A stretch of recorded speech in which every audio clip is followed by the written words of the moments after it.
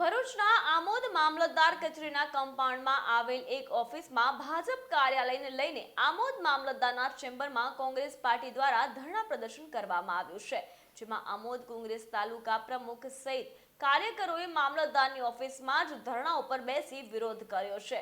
આમોદ મામલતદારને આ બાબતે લેખિતમાં અને મૌખિકમાં રજૂઆત કરવા છતાં કોઈ પણ જાતની કાર્યવાહી ન કરવામાં આવતા કોંગ્રેસ પાર્ટીએ હંગામો કર્યો છે, જેમાં હાય રે મામલતદાર હાય હાય અને હાય રે પીડબ્લ્યુડી હાય હાયના સૂત્રોચ્ચાર બોલાવ્યા હતા। વિરોધ કરી રહેલા કાર્યકરોને આમોદ પોલીસે ડિટેન કર્યા છે। ત્યારે આમોદ મામલતદાર કચેરીના કમ્પાઉન્ડમાં આવેલી એક સરકારી ઓફિસમાં ભારતીય જનતા પાર્ટીએ ઓફિસ બનાવ્યા હોવાના આક્ષેપો સાથે સખત વિરોધ કરવામાં આવ્યો છે।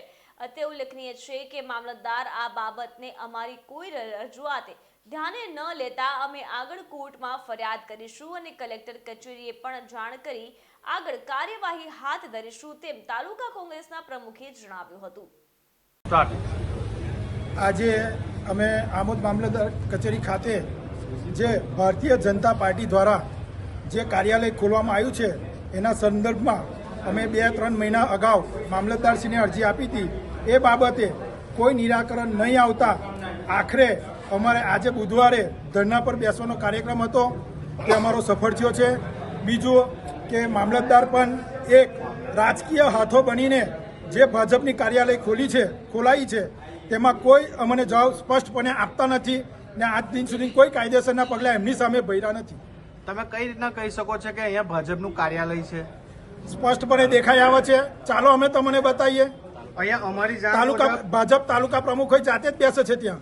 અમારી જાણ મુજબ અહીંયા આગળ સેવાના કાર્ય થાય કે જેમ કે શ્રમ, આધાર કાર્ડ એ બધું અહીંયા આગળ ફ્રીમાં કાઢી આપવામાં આવે છે, એ વિશે તમે શું કહેશો? બીજું કે આ એક સરકારી પ્રિમાઇસીસ છે।